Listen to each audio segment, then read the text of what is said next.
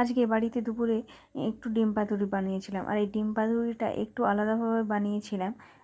আর এটা তো খেতে খুবই সুন্দর লাগছিল গরম ভাতের সঙ্গে, কাঁচা সর্ষের তেলের গন্ধটা উঠছিল। আর কলা পাতায় যেহেতু করেছিলাম, কলা পাতার যে একটা স্মেল হয় ওটা উঠছিল। দেখো প্রথমে এই যে 3টে ডিম নিয়েছি, আর এই যে সর্ষে, পোস্ত, জিরে, কাঁচা লঙ্কা, পেঁয়াজ একসঙ্গে বেটে নিচ্ছি।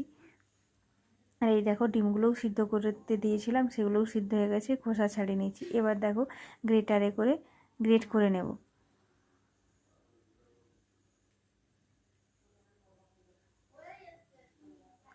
তারপরে দেখো ডিমটা গ্রেট করার পরে এর সাথে নুন, তেল আর বেটে রাখা যে মশলাটা, সর্ষে, পোস্ত, পেঁয়াজ, কাঁচা লঙ্কা, জিরে, ধনে গুঁড়ো একটু, আর সামান্য হলুদ গুঁড়ো, কাঁচা লঙ্কা দিয়েছি, তাই শুকনো লঙ্কা দিলাম না। আর সর্ষের তেলটা একটু বেশি পরিমাণে দিয়েছি যাতে ভালো লাগে।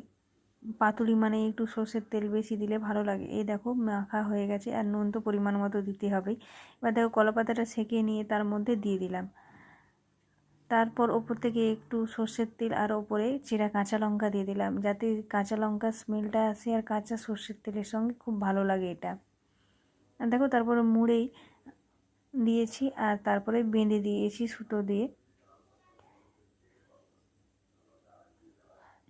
তারপর কড়াইতে তেল গরম করে দেখো পাতুরিগুলো ভেজে নিয়েছি, আর পাতুরি আমাদের তৈরি হয়ে গেছে। আর এটা গরম ভাতের সঙ্গে খুব ভালো লাগে, আর আমি খেয়েছিলাম, সেই লাগছিল, তাই তোমাদেরকেও রেসিপিটা শেয়ার করলাম। তোমরাও বানিয়ে দেখতে পারো।